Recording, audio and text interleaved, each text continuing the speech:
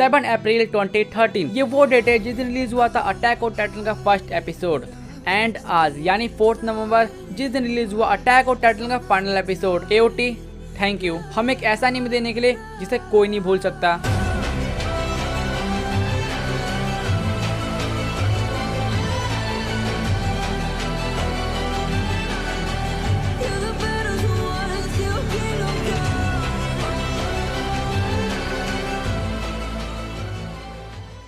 तो yes finally एक और लेजेंड एनीमे का एंड हो चुका है। सिर्फ 90 एपिसोड में इस शो ने पूरे कम्युनिटी में जो मचाया है ना वो कोई और नहीं कर सकता। बहुत सारे ऐसे शो है जिन्होंने सिर्फ 90 एपिसोड में कुछ नहीं किया, लिटरली कुछ नहीं किया। और एक तरफ हमारा लेजेंड एनीमे यानी AOT जिसने सिर्फ 90+ एपिसोड में जो फोड़ा है ना उसके लिए मेरे पास वर्ड कम है। और इसी एनीमे का फाइनल एपिसोड 4 नवंबर को एयर हुआ और इस एपिसोड ने सच में सबको रुला दिया। देखो मैं अपनी बात बताता हूँ, मैं AOT फैन नहीं हूँ, मेरा मतलब फैन हूँ, लेकिन भाई AOT मेरा फेवरेट एनीमे नहीं है। लेकिन फिर भी लास्ट एपिसोड ने मुझे रुला दिया। और जब एक non AOT fan last episode देख के रो सकता है तो उनका क्या हाल हुआ होगा जो AOT को फर्स्ट एपिसोड से फॉलो करते आ रहे हैं। मैं बता रहा हूँ भाई लास्ट एपिसोड के बाद उन्होंने अभी तक खाना नहीं खाया होगा। और देखो एनीमे कम्युनिटी में ऐसा ही होता है, जब भी कोई फेवरेट एनीमे या फेवरेट कैरेक्टर की डेथ होती है या एंड होता है उसके बाद फैंस इमोशनल हो ही जाते हैं। इसलिए आज हम बात करने वाले लास्ट एपिसोड या फाइनल एपिसोड के बारे में। लेकिन देखो तुम्हें पता लास्ट एपिसोड 85 मिनट का था और मेरी वीडियो होती है 5 या 6 मिनट की। और जरा तुम ही सोचो 85 मिनट के शो 5 या 6 मिनट में कैसे कवर कर सकता हूँ, और ये तो इम्पॉसिबल है। लेकिन फिर भी मैं अपना बेस्ट दूंगा जिससे मैं तुम्हें समझा सकूं। और बात करेंगे मेरे फेवरेट मोमेंट के बारे में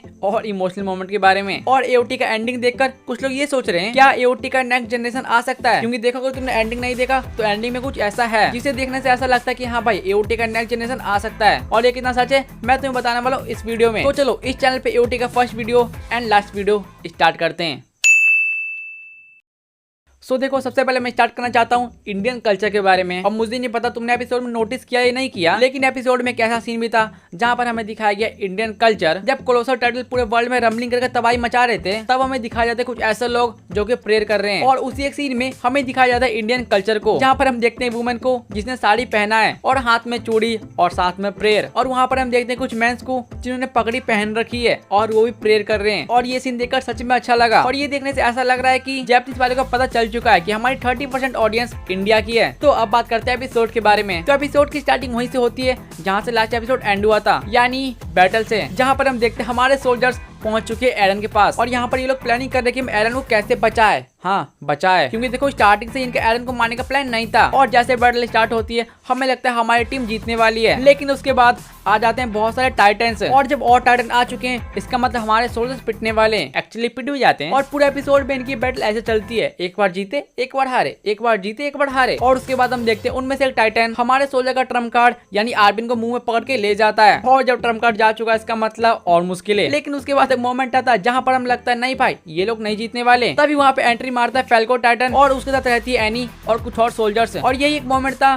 जहाँ से इनका प्लान बदलता है। इस मोमेंट से पहले इनका प्लान था एरन को कैसे बचाए, लेकिन इसके बाद अब इनका प्लान बन चुका है एरन को कैसे मारे। और तुम मिकासा के सामने एरन को मारने की बात कर रहे हो, मिकासा इसे एक्सेप्ट नहीं करती। लेकिन फिर भी वहाँ पे सभी लोग समझाते कि नहीं हमें उसे मारना ही पड़ेगा वरना यूं नहीं रुकने वाला। लेकिन उसके बाद मिकासा भी समझ जाती है एरन ऐसे नहीं रुकने वाला। और at the same point Irwin को देखते हैं जो कि मिलता है जीक से। और जीक से मिलने के बाद वो बहुत सारी बातें करता है यामीर के बारे में, एरन के बारे में। और अपनी कन्वर्सेशन कंप्लीट करने के बाद वो दोनों प्लान बनाते हैं कि बाकी सारे टाइटन को अपनी तरफ कैसे करें। और जब प्लान बन चुका है तो अब टाइम था फाइनल बैटल का, जहाँ पर हम देखते हैं एरमिन वापिस आ चुका है और बहुत सारे टाइटन हमारे साथ हो चुके हैं। और यहाँ पर हम देखते हैं लिवाई का कूल मोमेंट, जहाँ पर हम जीक को देखते हैं जो कि टाइटन से बाहर आता है और लिवाई को बोलता है क्यों लिवाई तुम मुझे ढूंढ रहे थे ना, लेकिन मैं तुम्हें नहीं ढूंढ रहा था। और ये सुनने के बाद मुझे लगा भाई इसने तो बेइज्जती कर दी लिवाई की। लेकिन जीक शायद भूल चुका था वो किससे बात कर रहा है, लिवाई एकरमैन से। और फिर क्या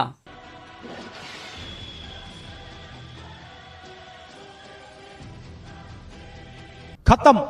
और जब पूरे वर्ल्ड में रमलिंग चल रही थी वो रुक चुकी है। और रमलिंग रुक चुकी है इसका मतलब अब से एक को रोकना है एरन को। और अभी स्टार्ट होती है फाइनल बैटल, जहाँ पर हम देखते हैं एनी, राइनर, पीक और आर्विन बन चुके हैं टाइटन। और उन्होंने बैटल करने के बाद डिफीट कर दिया एरन को। लेकिन वो क्या है ना, वो बंदा मेन कैरेक्टर है, इतनी आसानी से नहीं मरने वाला। और उसके बाद हम देखते हैं एरन का न्यू फॉर्म जो कि बन चुका है कोलोसल टाइटन। और फिर क्या, फिर से बैटल स्टार्ट। लेकिन इस बार इस बैटल को एंड करती है मिकाजा, जो कि टाइटन के अंदर जाकर एरन के गर्दन को उसके बॉडी से अलग कर देती है। और उसके बाद हम देखते हैं ऐसा मोमेंट जिसके बाद सभी फैंस रो दिए होंगे पक्का। मिकाजा एरन के गर्दन को हक करती है एंड किस करती है। और उसके बाद हम देखते हैं मिकासा और एरन के ड्रीम को, जहाँ पर एरन मिकासा को बोलता है मेरे मरने के बाद इस स्कार्फ को फेंक देना और मैं चाहता हूँ तुम बहुत लंबी जियो। लेकिन मिकासा स्कार्फ फेंकने से मना कर देती है और इसी मोमेंट के बाद फैंस का रोना स्टार्ट, क्योंकि इसके बाद हमें दिखाया जाता है एरन और आर्बिन की बातें जो कि बहुत लंबी चलती है सच में। और ये वो बातें होती है जो कि एरन ने इन सभी को पहले ही बता दी थी, लेकिन उसके बाद एरन ने इन सभी की मेमोरी इरेज कर दी थी और जब एरन मर चुका है तो इनकी मेमोरी वापस आ चुकी है। और उसके बाद हम देखते हैं बहुत सारे ऐसे कैरेक्टर्स को जिनकी डेथ पहले हो चुकी है, जैसे कि सासा,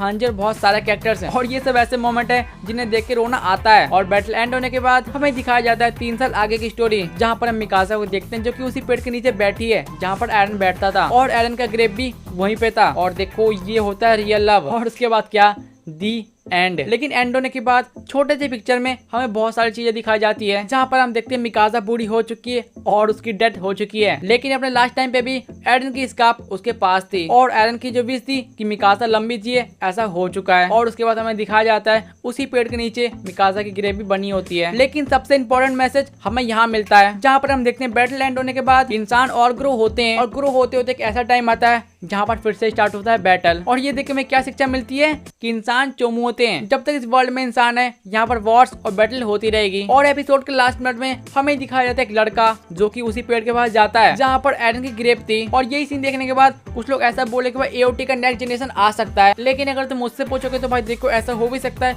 बट इसके चांस बहुत ज्यादा कम है। इस टॉपिक के बारे में किसी और दिन बात करेंगे, आज के लिए इतना ही। अगर यहाँ तक वीडियो देख रहे हो तो लाइक करो और सब्सक्राइब भी। और मुझे पता है मेरी एक्सप्लेनेशन बहुत ज्यादा वीक है, लेकिन tension not, time to time ये भी चेंज हो जाएगा। और एक बार फिर से थैंक यू एओटी। मिलते हैं नेक्स्ट वीडियो में। जय हिंद, वंदे मातरम।